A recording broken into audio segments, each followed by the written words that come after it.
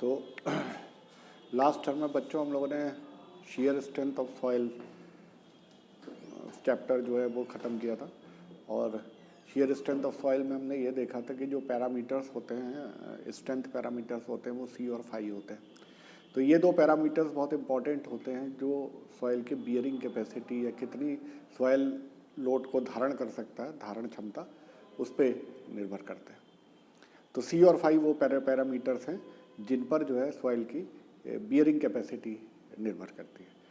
तो bearing capacity क्या होती है? एक जनरल तो ये है कि जो लोड होता है वो सुपर स्ट्रक्चर से जो है सब स्ट्रक्चर में आता है, और सब स्ट्रक्चर जो है वो फाउंडेशन का पार्ट होता है, और वो पार्ट होता है जो सॉइल के डायरेक्ट कांटेक्ट में होता है। तो अल्टीमेटली सुपर स्ट्रक्चर का जो भी लोड आता है वो लोड इवेंचुअली कहाँ ट्रांसफ़र होता है? सॉइल में ट्रांसफ़र होता है। अब अगर सॉइल की स्ट्रेंथ इतनी है कि उस लोड को ले लेगी तब तो सेफ होगा। अगर सॉइल की स्ट्रेंथ उतनी नहीं है या लोड ज़्यादा है जितनी स्ट्रेंथ सॉइल की है, तो क्या होगा? वो सॉइल फेल मानी जाएगी। तो सॉइल जितना मैक्सिमम लोड धारण कर सकती है वो उसकी धारण क्षमता है, मोटे शब्दों में। लेकिन जब हम और टेक्निकल बात करेंगे तो टेक्निकल डेफिनेशन उसकी आएंगी जो इस चैप्टर में हम देखेंगे। इस चैप्टर में हम ये भी देखेंगे कि कौन सी वो इक्वेशंस हैं जिनकी सहायता से हम बियरिंग कैपेसिटी निकाल सकते हैं यदि हमें सी और फाई दिया हो। तो बेसिकली सी और फाई हम ट्राइएक्सियल टेस्ट से निकाल लेंगे, और सी और फाई हमें पता होगा तो उसकी मदद से कुछ फार्मूलेज होंगे जो हम देखेंगे, सॉइल की धारण क्षमता या बियरिंग कैपेसिटी निकाल लेंगे। बियरिंग कैपेसिटी निकालने के बाद हमें ये आसान हो जाएगा कि हम कितना लोडिंग तक उसमें अलाउ कर पाएंगे या फुटिंग का एरिया कितना होना चाहिए या कौन सी फुटिंग होनी चाहिए। इस तरह के कई डिसीजन इंजीनियर ले सकते हैं। तो शुरू करते हैं। तो देखिए इस फिगर में ये फुटिंग का पार्ट है, फाउंडेशन कह लीजिए या फुटिंग कह लीजिए, जो सब स्ट्रक्चर का पार्ट है। इसमें Q1 जो है, देखिए तीन तरह के लोड आ रहे हैं। एक तो ये Q1 है जो ऊपर से लोड आ रहा है, वेट ऑफ सुपर स्ट्रक्चर है। इसके बाद एक फुटिंग का अपना वेट होगा। तो ये अगर हम यहाँ पे सॉइल को ही देखें, अगर इस डेप्थ पे हम सॉइल को देखें तो इस डेप्थ पे देखिए इस तरीके से सारा लोड ट्रांसफ़र हो रहा है। तो लोड कौन कौन से ट्रांसफ़र हो रहे हैं? लोड ट्रांसफ़र हो रहा है एक तो सुपर स्ट्रक्चर से जो लोड आ रहा है, दैट इज़ Q1। तो Q1 यहाँ पे क्या है? देखिए वेट ऑफ सुपर स्ट्रक्चर, ये वेट ऑफ सुपर स्ट्रक्चर है। उसके बाद W2 इज़ W1, देखिए ये W1 जो है इस फुटिंग का वेट है। तो W1 is the self weight of footing. ठीक है, फुटिंग स्ट्रक्चर का वो पार्ट होता है जहाँ पे जो सॉइल के कांटेक्ट में होता है। और W2 देखिए ये जो मिट्टी भरी हुई है, आप जब नींव बनाएंगे तो इतना पूरा गड्ढा खोदेंगे, गड्ढा खोद के आपने नींव बनाई, ठीक है, ये गड्ढा खोदा, उसके बाद आपने नींव बनाई, ये फाउंडेशन बनाई, और फाउंडेशन के बाद ये मिट्टी वापस भर देते हैं। तो जो मिट्टी वापस भर देते हैं ये सॉइल फिल कहलाती है। ठीक है, वेट ऑफ, तो इसका भी वेट अल्टीमेटली कहाँ आ रहा है? इस फुटिंग पे आ रहा है और अल्टीमेटली इस सॉइल पे आ रहा है। तो W2 क्या है? Weight of, WT is weight of soil fill. तो जो वेट हम फिल कर रहे हैं सॉइल का, उसका वेट है। तो अगर हम यहाँ पे कहें कि इस पर्टिकुलर प्लेस पे सॉइल पे कितना लोड आ रहा है, तो लोड देखिए तीन कंपोनेंट का आ रहा है। ये QG जो है ये कहला रहा है ग्रॉस लोड, मतलब टोटल लोड इसमें कितना आ रहा है। ये तीन कंपोनेंट का बना हुआ है। Q1 is the load from superstructure, a weight from superstructure, a weight of superstructure. W1 is self weight of the footing, और W2 is the weight of soil fill. ये टोटल लोड आ रहा है। अगर हमको फुटिंग का area पता है, suppose कर लीजिए ये फुटिंग जो है, थोड़ी देर के लिए एग्जाम्पल मान लीजिए कि ये फुटिंग का एरिया, ये B है चौड़ाई और ये लेंथ L है। तो हमको एरिया भी पता हो जाएगा, B into L, that is area of footing, ठीक। तो यदि हम टोटल लोड को QG को एरिया ऑफ फुटिंग से डिवाइड कर देंगे, एरिया ऑफ फुटिंग मतलब वो एरिया जो सॉइल के कांटेक्ट में है, तो हमको ये मिल जाएगा small QG, this is gross pressure. ठीक है, ये क्या कहलाएगा? Gross pressure. तो ग्रॉस प्रेशर कैसे निकालते हैं ये हमने देख लिया। तो gross pressure is the load, gross load divided by area of the footing. तो अगर हमको ग्रॉस प्रेशर पता हो गया तो हमारी अगली डेफिनेशंस बननी शुरू हो जाएंगी। तो पहली जो डेफिनेशन होती है वो कहलाती है अल्टीमेट बियरिंग कैपेसिटी, ठीक है, इसको कहते हैं ultimate bearing capacity. Ultimate bearing capacity को यूबीसी भी कहते हैं, U for ultimate, B for bearing, C for capacity, या इसको इंग्लिश के लेटर क्यू और ये सफिक्स है क्यू एफ से डिनोट करते हैं, ठीक है। तो अल्टीमेट बियरिंग कैपेसिटी क्या होगी? Ultimate bearing capacity is the maximum gross pressure,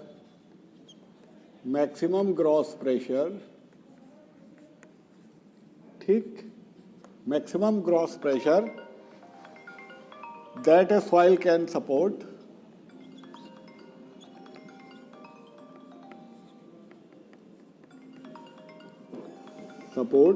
without failing in shear,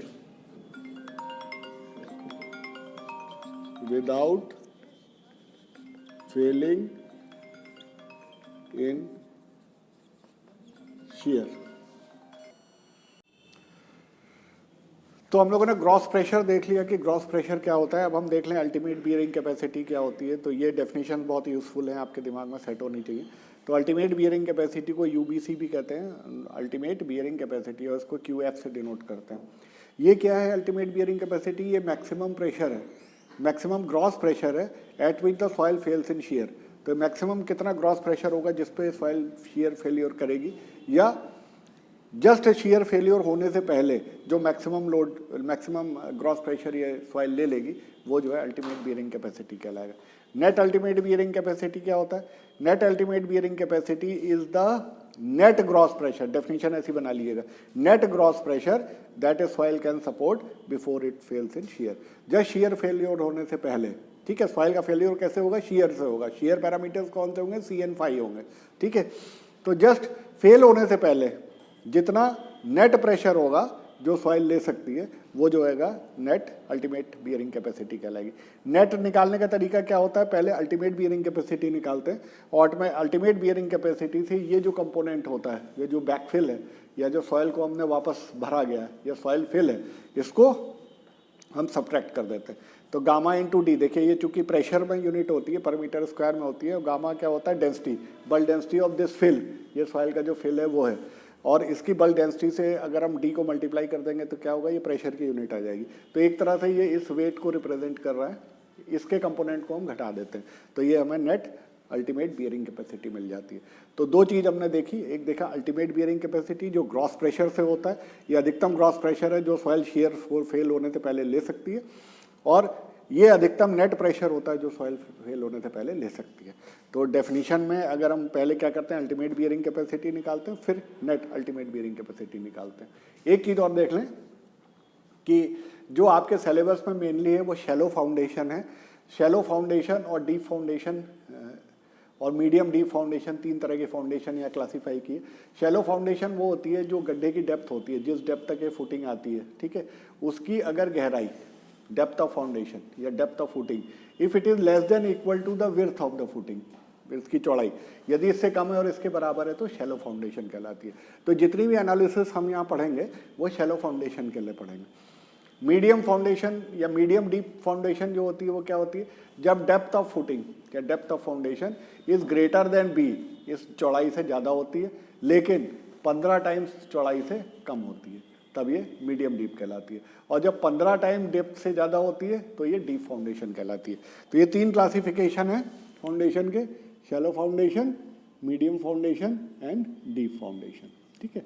तो जो हमारा मेन डिस्कशंस है इस पर्टिकुलर आने वाले 2-3 चैप्टर्स में वो शैलो फाउंडेशन के ऊपर है, ठीक है। तीसरा जो होता है ये होता है नेट सेफ बियरिंग कैपेसिटी। अब देखिए ये तो अल्टीमेट है, सेफ बियरिंग हम इसको नहीं मानेंगे, इसमें कुछ फैक्टर ऑफ सेफ्टी लगाएंगे। तो net safe bearing capacity, capacity of soil, तो QNS ये होता है QNF net ultimate bearing capacity divided by factor of safety. FOS क्या है? What is FOS? FOS is factor of safety, ये जो है ये कहलाता है फैक्टर ऑफ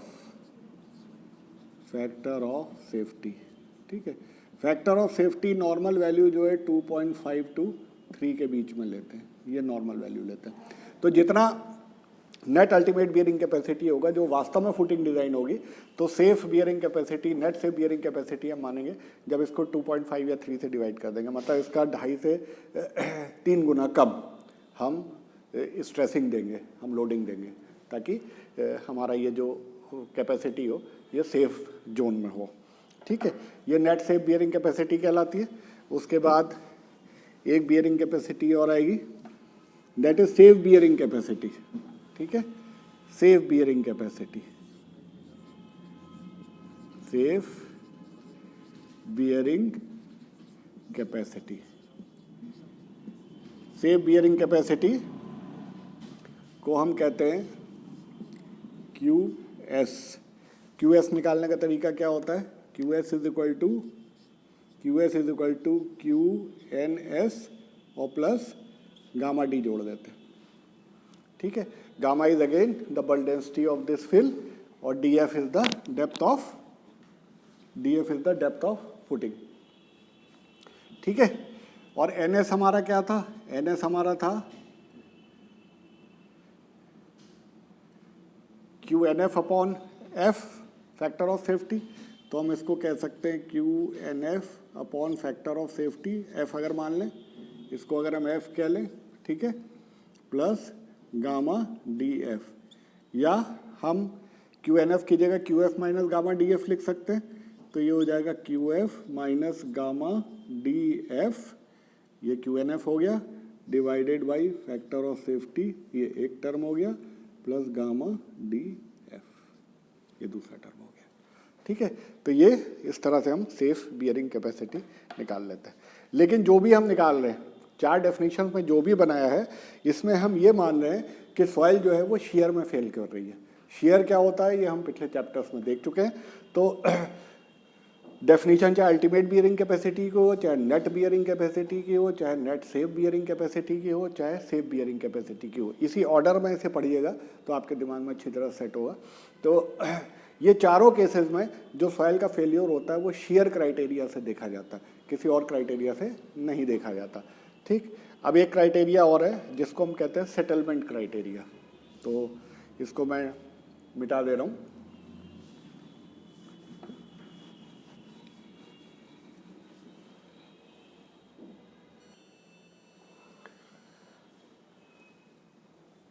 सेटलमेंट क्राइटेरिया में क्या होता है, हम ये देखते हैं, इसमें 2 टर्म डिफाइन करते हैं। हम एक कहते हैं कि safe bearing pressure. Safe bearing pressure क्या होता है, ये देखिए यहाँ डेफिनेशन पहले देख लें। मैक्सिमम नेट प्रेशर, ये मैक्सिमम नेट प्रेशर है जो हम सॉइल में अलाउ करेंगे। अब हम शेयर नहीं देखेंगे, इसमें ये देखेंगे कि कितना नेट प्रेशर हम अलाउ कर सकते हैं जिसमें सॉइल में एक्सेसिव परमिसिबल सेटलमेंट ना हो। जितना परमिसिबल सेटलमेंट है, जितना सेटलमेंट हम अलाउ कर रहे हैं, उससे ज़्यादा एक्सीड ना करें। सपोज कर लीजिए क्ले के केस में हम कह रहे हैं 40 mm से ज़्यादा सेटलमेंट नहीं होना चाहिए, तो वो नेट प्रेशर जो 40 mm से ज़्यादा सेटलमेंट नहीं होने देगा। ठीक है, अगर मान लीजिए एक पर्टिकुलर एक्स वैल्यू है जिस पे वो 40 mm तक हो रहा है, वाई वैल्यू में 40 mm से ज़्यादा हो जा रहा है, तो एक्स वैल्यू जो नेट प्रेशर की होगी वो सेफ बियरिंग प्रेशर कहलाएगा। तो safe bearing pressure has to do with settlement. ठीक है, इसी तरह अगर हम मान लीजिए सैंड में कहेंगे 25 mm से ज़्यादा हम सेटलमेंट नहीं अलाउ कर रहे हैं, तो वो मैक्सिमम नेट प्रेशर जिसमें 25 mm या उससे कम सेटलमेंट होगा, ये सेफ बियरिंग प्रेशर होगा। जब 25 mm से ज़्यादा हो जाएगा परमिसिबल सेटलमेंट, जो एक्चुअल सेटलमेंट, तो परमिसिबल केवल 25 ही है सैंड के केस में, और हमने जब लोडिंग किया तो उसकी वजह से अगर 25 की जगह 30 हो गया तो वो अलाउड नहीं होगा। तो 25 mm पे जितना भी नेट प्रेशर होगा वो जो है हमारा सेफ बियरिंग प्रेशर कहलाएगा। अब एक आता है अलाउबल बियरिंग प्रेशर या अलाउबल बियरिंग कैपेसिटी। इसको अलाउबल बियरिंग कैपेसिटी भी कह सकते हैं, कितना हम अलाउ करेंगे। ठीक है, अलाउबल बियरिंग कैपेसिटी। तो होना क्या चाहिए, होना ये चाहिए कि सॉइल जो है, देखिए 2 क्राइटेरिया है, एक क्राइटेरिया आया कि सॉइल फेल्स इन शीयर और एक आया सॉइल फेल्स इन सेटलमेंट। अगर परमिसिबल सेटलमेंट से ज़्यादा होगा तो भी सॉइल फेल मानी जाएगी, और अगर जनरल शेयर फेलियर या लोकल कोई शेयर फेलियर शेयर्स में अगर वो फेल हो जाएगी तो भी सॉइल फेल मानी जाएगी। तो ये दोनों लोड अलग अलग हो सकते हैं। हो सकता है कि एक पर्टिकुलर वैल्यू पे सॉइल शेयर पे फेल कर रही हो और दूसरी वैल्यू पे परमिसिबल लिमिट से ज़्यादा सेटलमेंट हो रहा हो। इन दोनों में जो मिनिमम वैल्यू होगी उसको हम अलाउ करेंगे। तो देखिए क्या कह रहा है, smallest of safe bearing pressure. Safe bearing pressure क्या है, जो सेटलमेंट क्राइटेरिया से। मान लीजिए क्ले के केस में हम कहते हैं 40 mm हमको अलाउ करना चाहिए। 40 mm के लिए मान लीजिए एक वैल्यू x आती है, ठीक है, और दूसरा हमने कहा नेट सेफ बियरिंग कैपेसिटी जो शेयर क्राइटेरिया, तो इससे हमने देखा वो मान लीजिए y आती है। x की वैल्यू मान लीजिए 100 है, y की वैल्यू मान लीजिए 80 है, तो इन दोनों में न्यूनतम कौन सी है, 80। तो 80 अलाउबल बियरिंग प्रेशर होगा। तो जो सॉइल को हम जब डिज़ाइन करेंगे फुटिंग को, तो ये इंश्योर करेंगे कि इन दोनों में जो मिनिमम वैल्यू है, इस पर्टिकुलर एग्जांपल में 80, ठीक है, उससे ज़्यादा प्रेशर इसमें ना आए। तब ये दोनों के अगेंस्ट सेम होगी, सेफ होगी। ये शेयर के अगेंस्ट भी सेफ होगी और ये एक्सेसिव सेटलमेंट के अगेंस्ट भी सेफ होगी। तो बेसिकली जो हम फुटिंग का डिज़ाइन करते हैं उसमें दो चीज़ों का ध्यान रखते हैं कि एक्सेसिव सेटलमेंट भी ना हो। एक्सेसिव सेटलमेंट भी दिक्कत तलब है। अगर आप कोई स्ट्रक्चर बनाएंगे, मान लीजिए एक फुटिंग में ज़्यादा सेटलमेंट हो रहा है, एक फुटिंग में कम सेटलमेंट हो रहा है, तो क्या होगा, इस डिफरेंशियल सेटलमेंट की वजह से क्रैकिंग शुरू हो जाएगी। तो ये डिफरेंशियल सेटलमेंट कितना होना चाहिए दोनों के बीच का, और मैक्सिमम एक फुटिंग का सेटलमेंट कितना होना चाहिए, ये क्राइटेरिया दिए होते हैं, और हम उतना ही लोड अलाउ करते हैं कि उस सेटलमेंट से ज़्यादा, जितने परमिसिबल सेटलमेंट है उस सेटलमेंट से ज़्यादा सेटलमेंट ना हो। ये एक क्राइटेरिया हो गया। दूसरा क्राइटेरिया ये है कि जो लोडिंग हो रही है उसकी वजह से सॉइल शेयर में ना फेल करे। इन दोनों में जो मिनिमम होगा वो जो है अलाउबल बियरिंग कैपेसिटी होगी, या उतना हम अलाउ करेंगे तो हमारी फुटिंग जो है सेफ रहेगी। ठीक है, तो ये डिस्कशन था, ये डेफिनीशंस थी। ये डेफिनीशन आपको इसलिए भी जानना जरूरी है कि इस डेफिनीशंस के आधार पे सारे न्यूमेरिकल्स होंगे जो आपको धीरे धीरे काम आएंगे। और अब जो पहली साइंटिफिक अप्रोच थी बियरिंग कैपेसिटी निकालने की, कितना वो बियर कर सकती है इसको निकालने की, तो हमने आपको पहले ही बताया कि बियरिंग कैपेसिटी जो होता है फंक्शन होता है सी और फाई का। सी और फाई क्या होता है, सॉइल के स्ट्रेंथ पैरामीटर्स होते हैं, जिसको शेयर स्ट्रेंथ ऑफ सॉइल का जब चैप्टर हमने पढ़ा था तो डिफरेंट मेथड देखे थे कि किस तरीके से हम सी और फाई निकाल सकते हैं। तो अब आपकी समझ में आएगा कि सी और फाई का रोल जो था वो बहुत इंपॉर्टेंट था, बिकॉज हमको ये बियरिंग कैपेसिटी बता रही है, अल्टीमेटली ये बता रही है कि मृदा कितना प्रेशर को ले सकती है। जितना प्रेशर लेगी उसी हिसाब से आप 1 मंजिला 2 मंजिला 3 मंजिला बनाएंगे, या उस हिसाब से फुटिंग डिज़ाइन करेंगे, सो दैट सॉइल का जो बियरिंग कैपेसिटी है उसके अंदर ही आपका प्रेशर है। ठीक है, तो आप ये भी कर सकते हैं कई बार कि मान लीजिए बहुत ज़्यादा लोड आ रहा है तो आप फुटिंग का एरिया बढ़ा सकते हैं। एरिया बढ़ाएंगे तो क्या होगा, जब एरिया फुटिंग का बढ़ा देंगे प्रेशर कम हो जाएगा। तो प्रेशर को इतना रखें कि जो सॉइल का प्रेशर जो ले सकती है उससे ज़्यादा ना हो, मतलब उसकी जो अलाउबल बियरिंग कैपेसिटी है उससे ज़्यादा उसमें प्रेशर ना आए, तब तो सेफ रहेगी। और अगर आपने इस चीज़ का ध्यान नहीं रखा और कोई रैंडम मेथड से निकाल के आपने कोई फुटिंग लगा दी तो आपके चांसेस है कि सॉइल फेल हो सकती है, उस केस में स्ट्रक्चर डैमेज हो सकता है, जिससे जान माल दोनों का नुकसान हो सकता है। जो पहली अटैम्प्ट थी बियरिंग कैपेसिटी निकालने की और जो आपके कोर्स में है वही हम डिस्कस करेंगे, जो टरजागी बियरिंग कैपेसिटी थ्योरी कहलाती है। टरजागी बियरिंग कैपेसिटी थ्योरी का जो प्रूफ है वो बहुत रिगरस है, वो आपके सिलेबस के बियॉन्ड है, लेकिन टरजागी ने क्या कहा था, उनके एजम्पशंस क्या थे और अल्टीमेटली वो एक्सप्रेशन क्या था जिससे आप बियरिंग कैपेसिटी निकाल सकते हैं, ये हम इस लेक्चर में देखेंगे। तो टरजागी ने 3 तरह के फेल्योर बताए थे जिसे हम कहते हैं मोड्स ऑफ शेयर फेल्योर या सॉइल शेयर फेल्योर। सॉइल कितने तरीके से फेल होती है, तो शेयर क्राइटेरिया पे हम देख रहे हैं। तो पहला जो शेयर फेल्योर होता है वो कहलाता है जनरल शेयर फेल्योर, दूसरा कहलाता है लोकल शेयर फेल्योर और तीसरा कहलाता है पंचिंग शेयर फेल्योर। तो 3 फेल्योर क्राइटेरियाज होते हैं, जो हम 2 तो अभी डिस्कस कर रहे हैं, फिर बोर्ड में जगह नहीं, फिर तीसरा अभी डिस्कस करेंगे पंचिंग शेयर फेल्योर। तो जो जनरल शेयर फेल्योर है वो सबसे पहले डिस्कस करते हैं। तो जनरल शेयर फेल्योर जो है वो किस तरह की सॉइल में होता है, अगर हम सैंड का केस कहें तो डेंस सैंड में होता है, या हम अगर क्ले का केस कहें तो स्टिफ क्ले, मतलब जिसकी कंसिस्टेंसी काफ़ी कम होती है और स्टिफ हो जाती है, उस तरह की क्ले में इस तरह के जनरल शेयर फेल्योर मिलते हैं। तो ये देखिए, ये फुटिंग का पार्ट दिखाया हुआ है, इसमें होता है क्या है कि जो वेल डिफाइंड फेल्योर सरफेस, पहला पॉइंट है वेल डिफाइंड फेल्योर सरफेस। तो ज़मीन के अंदर जो होता है जब below the footing failure planes develop होते हैं, तो देखिए इस शेप में फेल्योर प्लेन्स डेवलप हो जाते हैं। ये जो आपको दिखा रहा है ये फेल्योर प्लेन्स है। तो इस तरीके से फेल्योर प्लेन्स डेवलप होते हैं, तो ये कहलाते हैं फेल्योर प्लेन। ठीक है, फेल्योर प्लेन। तो ये फेल्योर प्लेन डेवलप होते हैं जो फुटिंग के नीचे तो होते ही हैं, फुटिंग के साइड में भी होते हैं। तो जनरल शेयर फेल्योर वो फेल्योर होता है जिसमें फुटिंग के नीचे और साइड में well defined failure planes develop होते हैं, उसको हम कहते हैं जनरल शेयर फेल्योर। दूसरी एक पहचान और होती है कि जब लोडेड सॉइल फेल होती है तो जो इसके साइड की, ये ग्राउंड है, तो ग्राउंड के साइड की जो आपकी ज़मीन होती है वो बल्ज कर जाती है, ये ऊपर को निकल जाती है, बल्ज कर जाती है। तो फुटिंग आपकी यहाँ है, लेकिन आप देखेंगे कि जो साइड की सॉइल है वो बल्ज कर रही है। तो इस तरह की बल्जिंग भी ये बताती है कि ये सॉइल जनरल शेयर फेल्योर में आ गई है। ठीक, ultimate load can be easily determined. अब मान लीजिए अल्टीमेट लोड हमको निकालना है, तो हम क्या करेंगे, यदि लोड और सेटलमेंट के बीच में ग्राफ खींचे, मतलब यहाँ से हम लोड देते जाएं और देखते जाएं कि फुटिंग कितना सेटल कर रही है। तो लोड और सेटलमेंट के बीच में ग्राफ कर देखें, तो ये देखिए ग्राफ ये ग्रीन कलर की पेन से दिखाया है, इंक से दिखाया है, ये इस तरीके से आता है। इसका मतलब है कि एक पीक हमको दिखाई देती है। देखिए ये पीक हमको दिखाई दे रही है, ये पीक जो है this is the ultimate load, ये क्यू यू कह सकते हैं। This is the ultimate load, ये अल्टीमेट लोड है जो जनरल शेयर फेल्योर में निकालना आसान होता है। क्यों आसान होता है? क्योंकि जब भी आप लोड सेटलमेंट ग्राफ बनाते हैं तो इसमें एक पीक मिलता है, ये ग्राफ में एकदम डिस्टिंक्ट पॉइंट मिलता है जिसको आप आराम से मेजर कर सकते हैं, आराम से विजुअली देख सकते हैं। तो ये जो है क्यू यू, ये अल्टीमेट लोड जो ये ले सकती है, ये निकल सकता है। तो जो जनरल शेयर फेल्योर होता है ये रिकमेंडेड होता है, और जनरल शेयर फेल्योर में जो है well defined failure surfaces, bulging of soil किनारे, ultimate load can be easily determined, आसानी से आप डिटरमिन कर सकते हैं। ये होता कब है?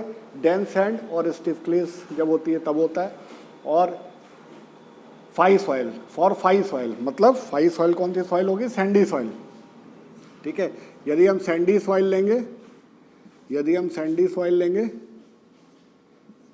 तो फाई की value, angle of internal friction की वैल्यू यदि 36 डिग्री या इससे अधिक होगी तो ये फेल्योर जो है वो जनरल शेयर फेल्योर कहलाएगा। ठीक है, तो यदि सैंडी सॉइल हम लेंगे या फाई सॉइल लेंगे तो अगर फाई का मान 36 डिग्री से ज़्यादा या उसके बराबर होगा तो हम इसको जनरल शेयर फेल्योर की कैटेगरी में रखेंगे। एक पहचान और है कि स्ट्रेस स्ट्रेन के बीच में अगर आप कर्व बनाएंगे, ठीक है, ये स्ट्रेस है और ये एप्सिलॉन जो है, ये एप्सिलॉन बना हुआ है, इसको यदि हम स्ट्रेन कह दें तो जनरल शेयर फेल्योर की पहचान क्या होगी कि जो स्ट्रेस स्ट्रेन कर्व होगा उसमें जो अल्टीमेट आपका पॉइंट आएगा, जो पीक पॉइंट आएगा वो 5% स्ट्रेन के अंदर आएगा।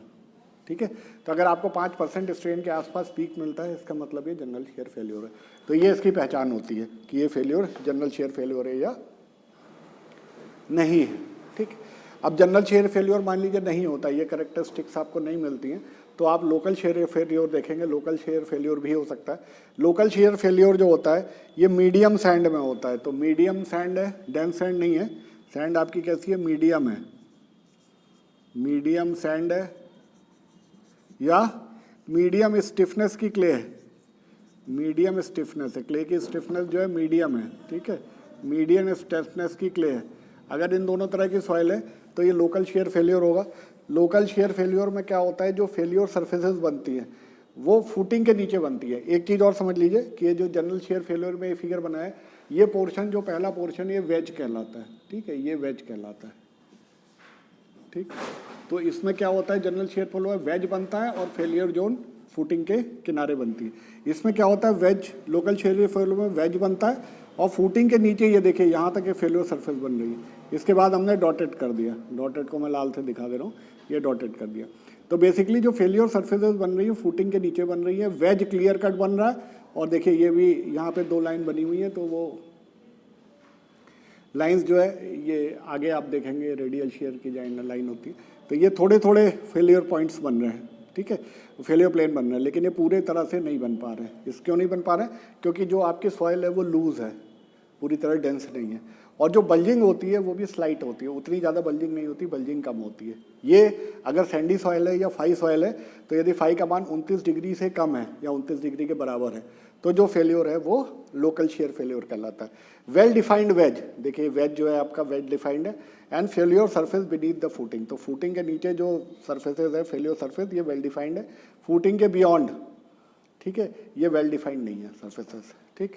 स्लाइट बल्जिंग, यहाँ पे बल्जिंग जो है बहुत ज़्यादा हो रही थी, ये बिल्डिंग नहीं बल्जिंग, BULGING, तो स्लाइट बल्जिंग, तो यहाँ पे जो है बल्जिंग स्लाइट हो रही है। Load settlement curve is doesn't show the peak, इसको अभी देखते हैं लोड सेटलमेंट कर्व क्या दिखाता है। तो लोड सेटलमेंट कर्व इसमें पीक नहीं दिखाता है, मैं ऊपर वाला मिटा दूँ चूँकि जगह नहीं हो रही है।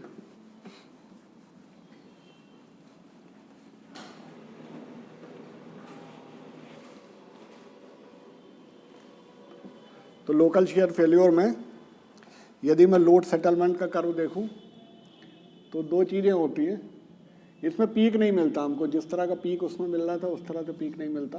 तो यहाँ पे लोड होगा, यहाँ पे सेटलमेंट होगा, ठीक। दो चीज़ें हो सकती है कि या तो ये ऐसे करके आए और कुछ देर बाद ये सेटलमेंट बढ़ता चला जाए, ठीक है, ये इसके पैरेलल हो जाए, तो जो सेटलमेंट लोड ग्राफ है it becomes parallel to the settlement, ये इसके पैरेलल हो गया, ठीक है। एक कंडीशन ये हो सकती है।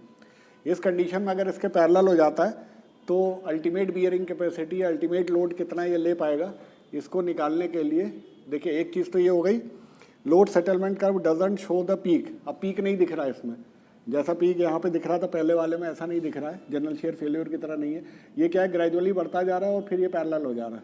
एक कंडीशन ये हो सकती है। तो इस कंडीशन में निकालने के लिए हम क्या करेंगे, सिंगल टेंजेंट मेथड यूज़ करते हैं, ठीक है, single tangent method. Single tangent method मतलब कब यूज़ करेंगे आप, सिंगल टेंजेंट मेथड कब यूज़ करेंगे, जब लोड सेटलमेंट कर्व में ये वाई एक्सेस के पैरेलल हो जाए। उस केस में आप क्या करेंगे, एक जो पैरेलल वाली लाइन है इससे सीधे टेंजेंट खींच देंगे, तो ये टेंजेंट जहाँ भी मिल जाएगी that is the ultimate load, ये QU हो जाएगा अल्टीमेट लोड जो ये ले पाएगी, ठीक है। इसके अलावा ये हो सकता है कि कुछ कर्व आपको इस तरीके का मिल जाए जहाँ पे पैरेलल ना हो रहा हो, जहाँ पे पैरेलल ना हो रहा हो, ठीक है। मान लीजिए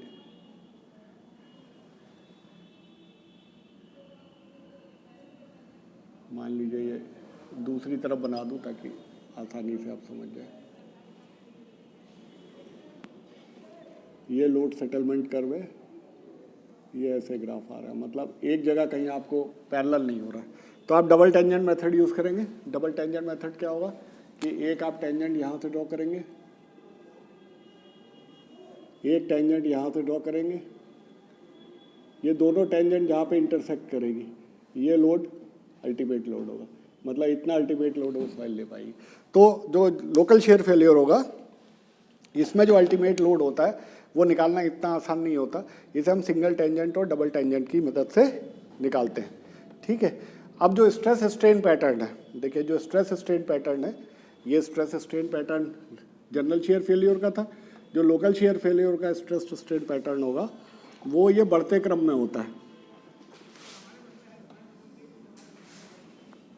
वो ये बढ़ते क्रम में होता है। तो लोड सेटलमेंट कर्व जो आपको मिलेगा वो इस तरीके से मिलेगा, ये बढ़ते, और थोड़ी देर में जाके ये स्ट्रेट पैरेलल हो जाएगा, इसके पैरेलल हो जाएगा।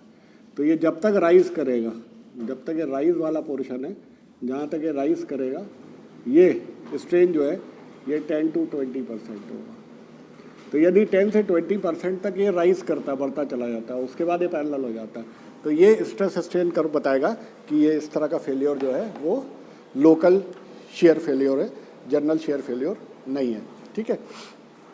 तो देखिए sigma epsilon stress strain curve doesn't show a peak, peak नहीं शो कर रहा, और राइजिंग पैटर्न है up to strain of 10 to 20% है, 10 to 20% तक अगर राइजिंग ट्रेंड शो करेगा तो ये अगर कंडीशंस होंगी तो आप जो है इसको लोकल शेयर फेलियर कहेंगे।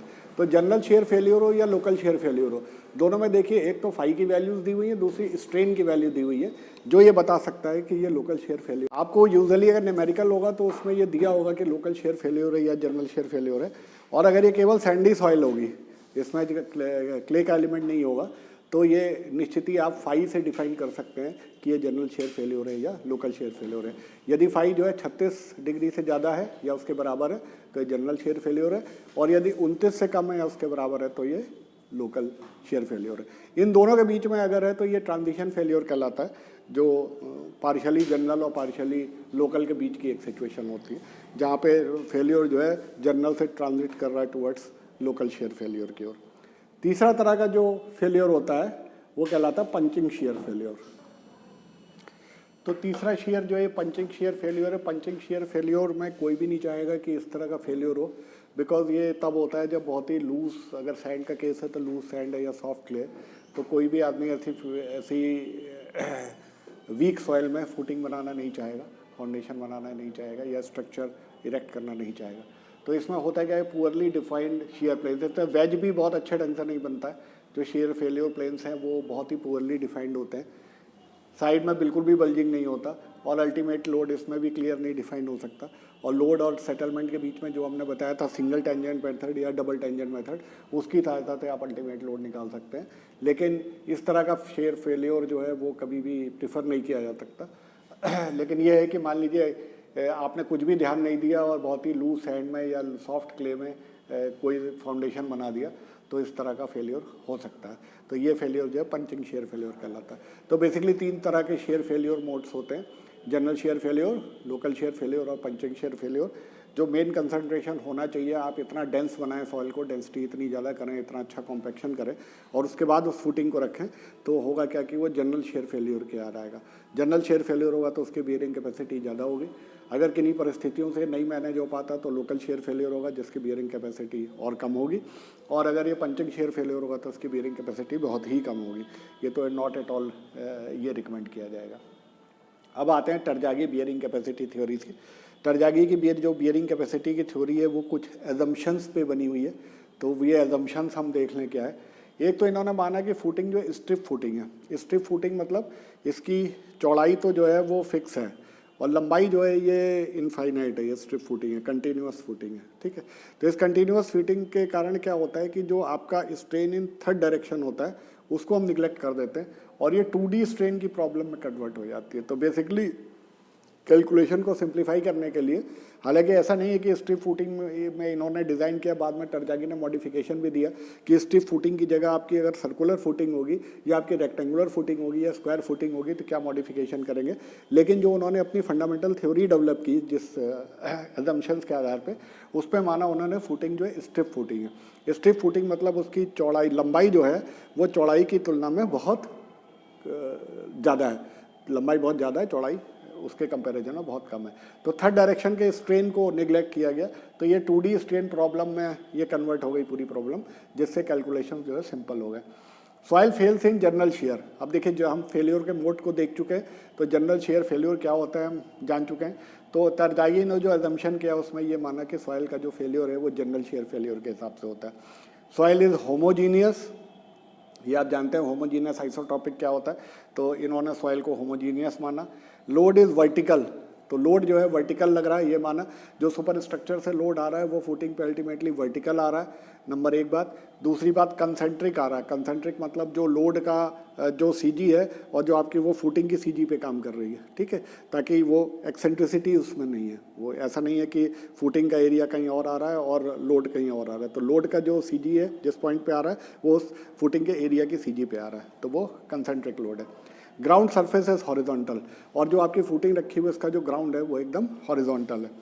Share strength of the fill is neglected, ये बहुत इंपॉर्टेंट पॉइंट है कि जो फिल का पोर्शन होता है, जो फिल का पोर्शन होता है वास्तव में जो है उसकी भी अपनी शेयर स्ट्रेंथ होती है। जैसे मान लीजिए ये आपने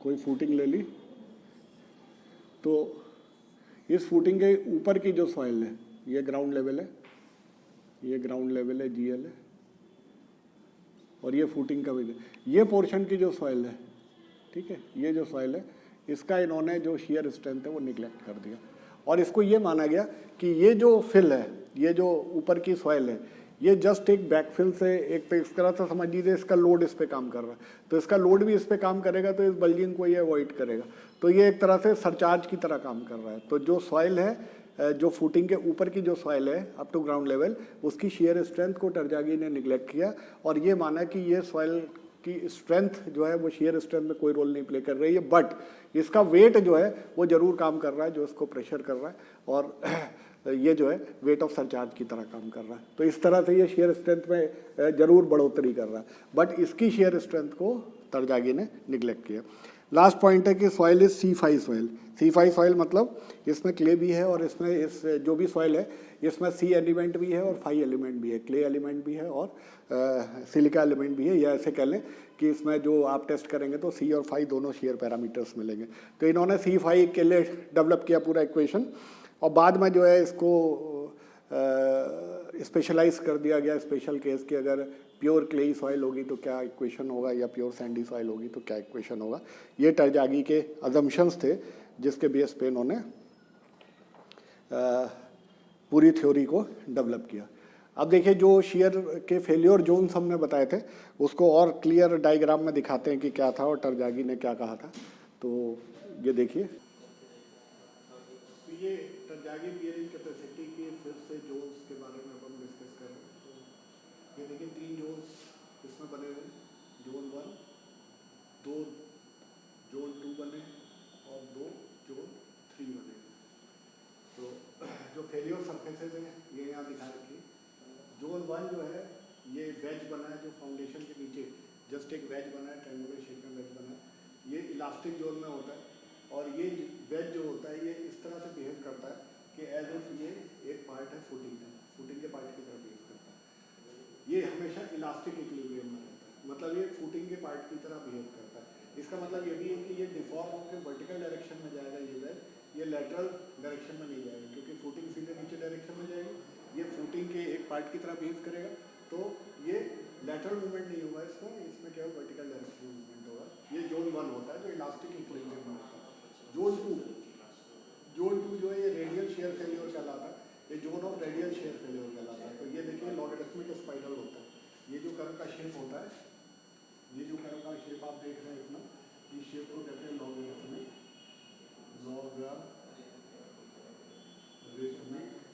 स्पाइरल।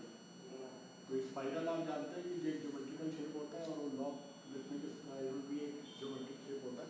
तो ये 2 जोन जो है रेडियल शेयर जोन जो है ये लॉगरिथमिक स्पाइरल शेप में होते हैं। ये क्या है, ये फेलियर सरफेसेस है। थर्ड जो है ये कहलाता है Rankine passive pressure zone. Rankine passive pressure zone, थोड़ा पैसिव प्रेशर जोन के बारे में बात कर लें तो जो अर्थ होती है वो प्रेशर लगाती है अलग अलग तरीके से, जिसमें एक्टिव प्रेशर, पैसिव प्रेशर और अर्थ प्रेशर एट रेस्ट, 3 तरह की चीज़ आती है। ठीक है, तो मान लीजिए थोड़ी देर के लिए मान लीजिए ये कोई वॉल है, तो मान लीजिए इस तरह की कोई वॉल है, दूसरे वॉल, और इस वॉल के दूसरी ओर सॉइल है, यहाँ पे जो है सॉइल बनी हुई जिसको हम बैकफिल बोलते हैं, ये सॉइल बनी है। तो ये एक तरह की रिटेनिंग वॉल है, यहाँ पे एक तरफ सॉइल बनी हुई है। तो एक्टिव अर्थ प्रेशर क्या होता है, जब ये सॉइल इस वॉल पर प्रेशर लगाएगी तो इस वॉल की टेंडेंसी क्या होगी, ये इस तरह से जाने की होगी।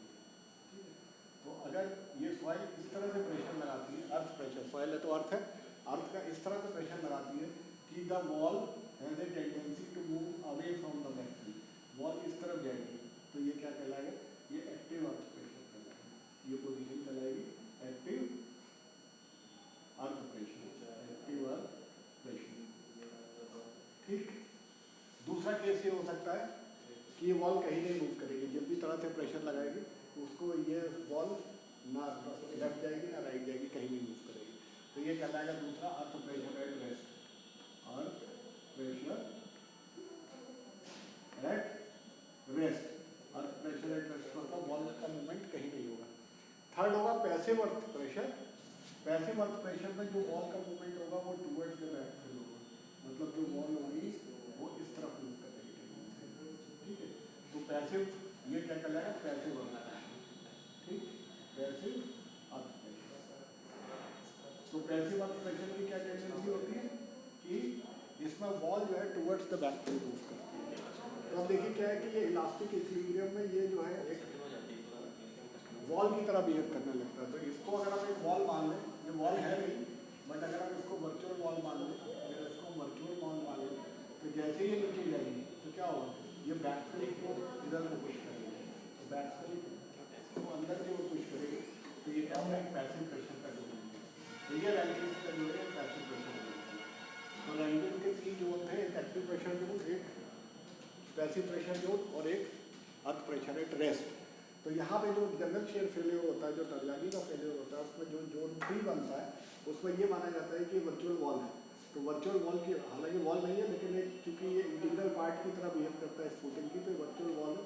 और जब ये नीचे की ओर जाएगी तो क्या होगा, ये इधर को मूव करेगा, वॉल टुवर्ड्स इस जोन की ओर मूव करेगी, और इस जोन में जो प्रेशर डेवलप होंगे वो पैसिव प्रेशर डेवलप होंगे। तो इसलिए ये रैंकिन्स का प्रेशर पैसिव प्रेशर जोन कहलाता है। तो basically 3 zone general shear failure में डेवलप होती है। और देखिए जो ऊपर की शेयर स्ट्रेंथ, ये फेलियर प्लेट को ऊपर नहीं ले गए, ये ऊपर भी जा सकते हैं, और दूसरी थ्योरी तो माना भी जाता है कि ऊपर जाते हैं। लेकिन ये जो हमारा पोर्शन है, जो डेप्थ ऑफ फुटिंग के ऊपर जो सॉइल है, इसको हमने ये मान लिया कि ये जो है एक सरचार्ज से रिप्लेस हो गया, जिसकी वैल्यू है गामा डी। तो एक तरह से इसमें गामा डी का लोड रख दिया गया, जो इस शेयर फेलियर को प्रिवेंट कर रहा है। बट ऊपर के शेयर फेलियर को निगलेक्ट कर दिया गया। ये हमने इसके अजम्पशंस में भी देखे, ठीक है। अब थोड़ा सा हम इस वेज की बात कर लें, ये डिस्कशन वेज पे कर लें।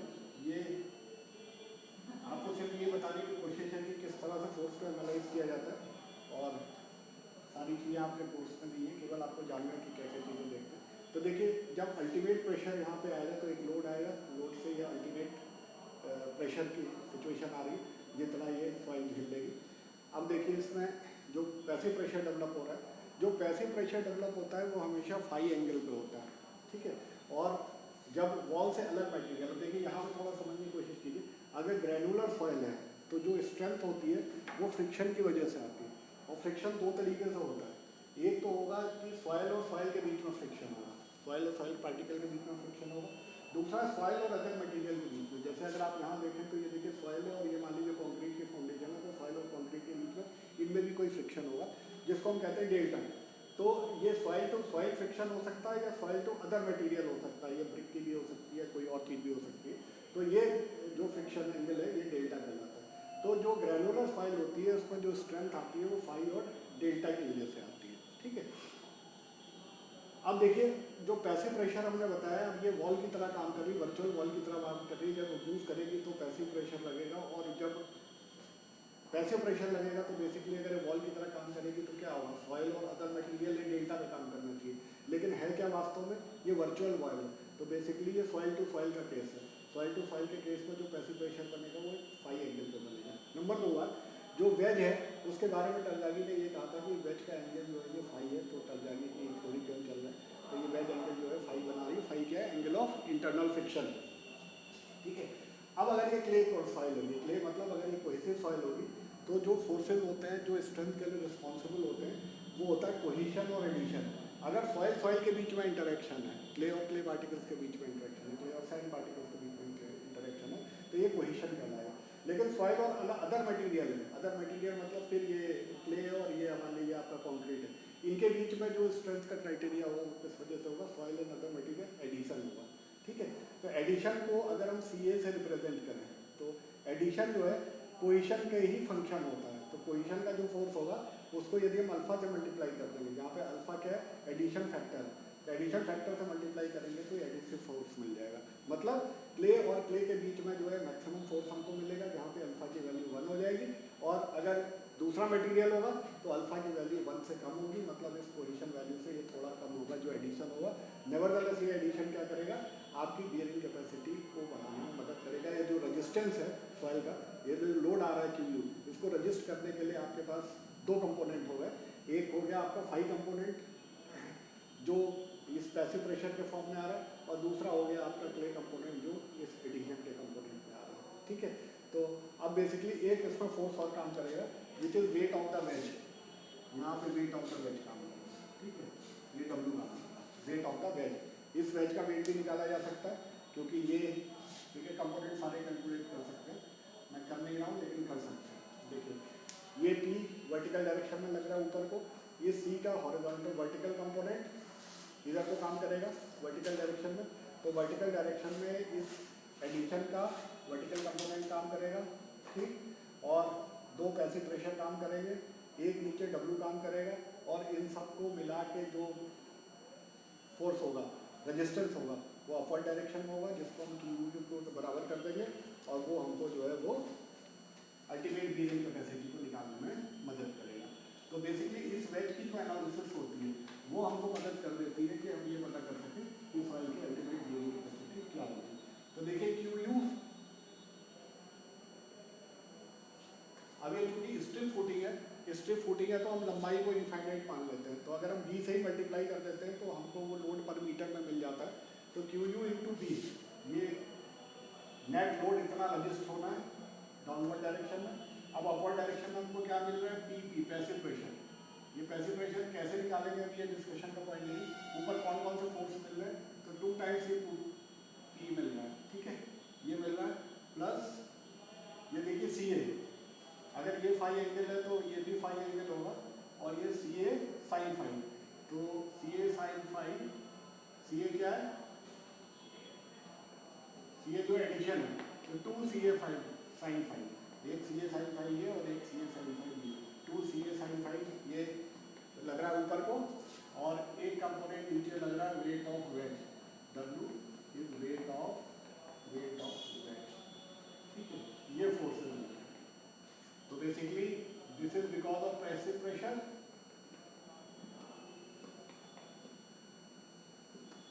This is because of cohesion या adhesion, and this is weight of weight. ये 3 कंपोनेंट जो है अल्टीमेट बीयरिंग कैपेसिटी को निकालने में मदद करते हैं, ठीक है। तो अब अगर टरजागी ने, अब इसके हम प्रूफ में नहीं जा रहे हैं क्योंकि प्रूफ आपके कोर्स में भी नहीं है, सिर्फ हम आपको ये बता दें कि कौन से कंपोनेंट होते हैं जो बीयरिंग कैपेसिटी को या सॉइल को स्ट्रेंथ देने के लिए हेल्पफुल होते हैं। अब मैं फाइनल टर्म लिख रहा हूँ जो कि इम्पोर्टेंट है कि इन सबको मिला के एक अल्टीमेट बीयरिंग कैपेसिटी, इसको मैं QF भी बोल सकता हूँ, जितना ये ले रहा है उसको QF ही बोल दूँ, ठीक है। जो वो फिगर था उसमें करेक्ट कर लीजिएगा, यहाँ पे ये QF कर लीजिएगा, जो वेज बनाया था वेज में ये जो पोर्शन बनाया था उसको QF कर लीजिएगा। तो QF will be equal to CNC plus gamma D NQ plus 0.5 gamma B N, ये आता है टरजागी का बीयरिंग कैपेसिटी। ये क्वेश्चन बहुत इंपॉर्टेंट है, आपको याद भी होना चाहिए, ये पूछा भी जाता है। तो देखिए जो स्ट्रेंथ है वो 3 तरीके से आई है। एक कंपोनेंट तो है कौन सा, एक कंपोनेंट है ये कोहेशन का कंपोनेंट, ठीक है, ये कोहेशन या एडिशन जो आप कह रहे थे वो कंपोनेंट है, ठीक है, ये कंपोनेंट है जो कि अगर क्लेई सॉइल होगी तो ये रोल होगा। गामा D NQ ये जो कंपोनेंट है ये संचार का इफेक्ट है, जो ये माना था कि इन्होंने संचार, जो ऊपर की सॉइल है ये संचार में कन्वर्ट हो जाती है, ठीक है। तो टरजागी ने ये माना था कि इसकी शियर स्ट्रेंथ को निगलेक्ट करके ये संचार में काम करती है।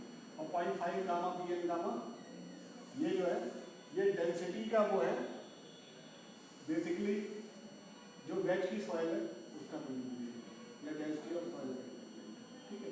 तो ये 3 कंट्रीब्यूशन मिलके ये इक्वेशन आती है, जहाँ पे C क्या है, इज द कोहेशन,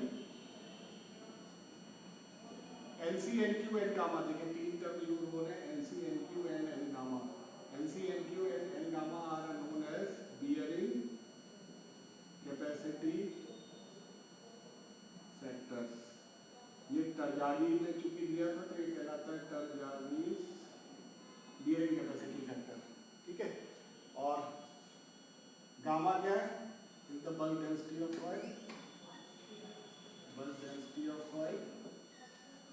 B क्या है, width of the footing, width of footing, और N गामा हमने बताइए। तो ये टरजागी का अल्टीमेट बीयरिंग कैपेसिटी निकालने का फॉर्मूला है जो आपको कंठस्थ होना चाहिए। और एक चीज़ अभी और, इस लेक्चर के एंड में मैं NC NQ और N गामा की वैल्यू यहाँ पे नोट करा दूंगा और इस बोर्ड पे रहेगी, आप इसको नोट कर लीजिएगा।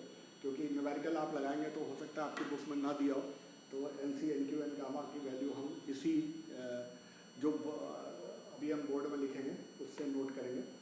तो चाहे वो लोकल शेयर फेल्यूर हो, चाहे जनरल शेयर फेल्यूर हो, चाहे ट्रांजिशन फेल्यूर हो, तीनों के केस में अल्टीमेट बियरिंग कैपेसिटी किस तरीके से निकालेंगे ये देखेंगे। तो आज के डेट में हमने ये देख लिया कि कितने तरह की बियरिंग कैपेसिटीज़ होती हैं, ultimate bearing capacity, net ultimate bearing capacity, net safe bearing capacity, safe bearing capacity, safe bearing pressure, allowable bearing pressure, जो कि सेटलमेंट क्राइटेरिया को ध्यान में रखते हैं। उसके बाद 3 तरह के फेल्योर हमने देख लिए, general shear failure, local share failure, punching share failure. ये फेल्योर क्या होते हैं, क्यों होते हैं, ये देख लिया। टरजागीज थ्योरी के हमने बेसिक एजम्पशंस देख लिए, और टरजागीज थ्योरी में जो फेल्योर जोन्स बनते हैं उनका क्या सिग्निफिकेंस होता है और वो क्या होते हैं ये देख लिया। और किस तरह से हम वेज पे फोर्स को एनालाइज करके एक बियरिंग कैपेसिटी का इक्वेशन बना सकते हैं, इसकी लॉजिक हमने देख ली। और ये फाइनल फार्मूला हमने देख लिया कि फाइनल फार्मूला हमारा क्या होता है। ठीक है, तो अभी ये लेक्चर ख़त्म होने से पहले जस्ट ये आपको फाई की वैल्यू डिस्प्ले हो जाएंगी, ये आप कॉपी में नोट कर लेंगे, सो दैट अगले टर्म में अगर हम डिस्कस करेंगे इसके आगे के कुछ स्पेशल केसेस होंगे जो देखेंगे, और उसके बाद जो न्यूमेरिकल्स होंगे वो देखेंगे। उसमें एन सी एन क्यू और एन गामा जो बियरिंग कैपेसिटी फैक्टर्स कहलाते हैं, टरजागी बियरिंग कैपेसिटी फैक्टर्स कहलाते हैं, उसकी वैल्यू टरजागी ने क्या निकाल के दी थी ये हम इसी टेबल से यूज़ कर लेंगे, बार बार इसी को रिफ़र करेंगे, तो ये आप नोट कर लीजिएगा। बाकी हम अगले लेक्चर